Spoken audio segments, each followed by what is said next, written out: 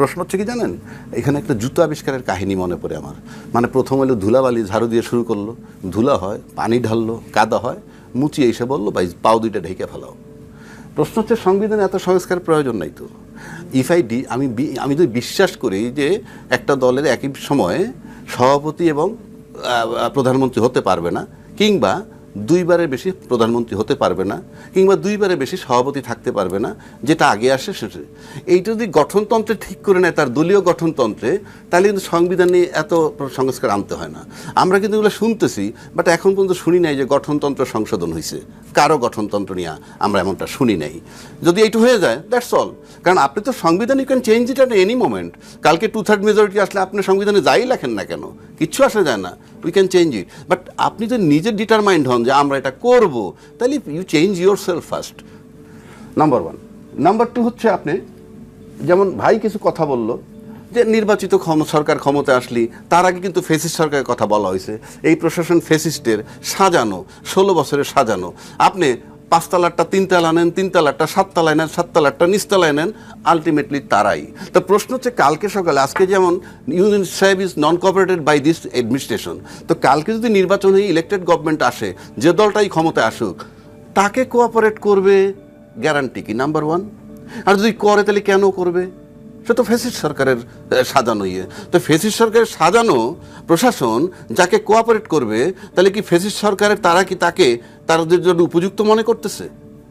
তা না হইলে ফেসিস্ট সরকার ইলেকশন করে যেই আসুক, কারা আসবে আমরা বুঝলাম, তাতে এই কোঅপারেশন তারা কীভাবে করবে? এটা তো ফেসিস্ট সরকারের। তারা তো এই হিসাব মোতাবেক তো যেই ক্ষমতা আসুক তাকে নন কোঅপারেট করবে, কিন্তু ইলেকশন করে আসলেই তাকে কোঅপারেট করবে। তার গ্যারান্টি কি? করলে কেন করবে? It's a question mark.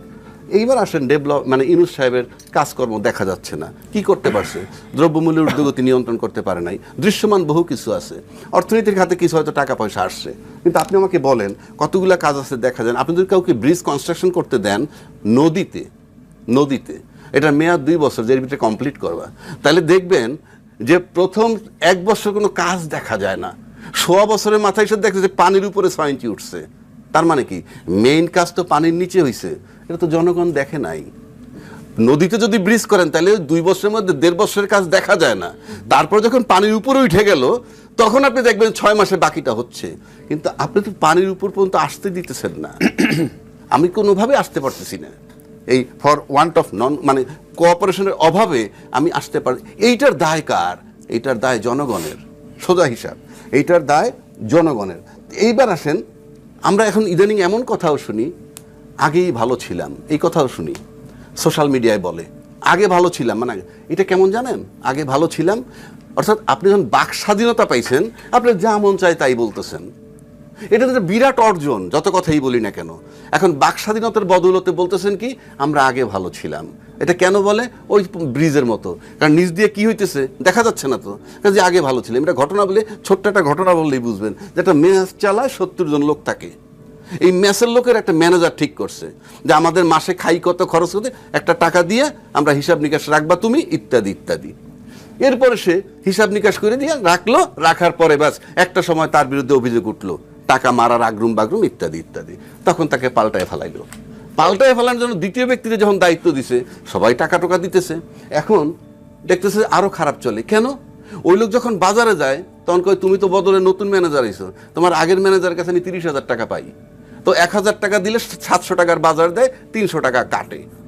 এবারে বিদ্যুৎ অফিসে বিল দিতে গেলে তোমার আগে 80,000 টাকা পাই, কাজেই এইবারের 1200 দাও আর আগের পিছের 500 দাও। ফলে এমন একটা বেকায়দায় পড়ছে, সে কিছুই করতে পারতেছে না। তখন ঘরের লোকগুলো বলে আগেরটাই ভালো ছিল।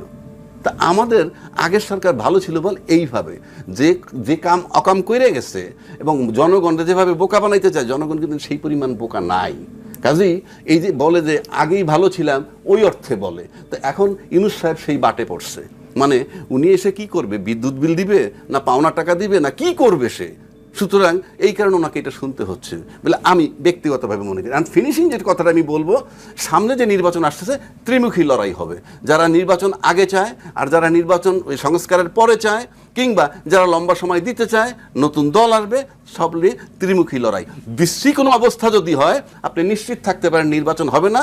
তৃতীয় একটা ঘটনা আবার ঘটলে নির্বাচন আবার ইনশাআল্লাহ তাআলা 1.5-2 বছর পিছিয়ে যাবে। তখন বুঝবেন রাজনীতিবিদরা আমসালা দুটোই গেল। এখন দেশের জনগণের সিদ্ধান্ত নিতে হবে কি, ইউনূস সরকার যদি মনে করে তারা দেশের জন্য মঙ্গলজনক, ইউনূস সাহেব কালকে সকাল নির্বাচন না দিয়ে গেলে কি হবে, দিয়ে গেলে কি হবে, ইউনূস সাহেব থাকলে মঙ্গলজনক কিনা যদি ভাবে তাহলে জনগণ সাপোর্ট করুক।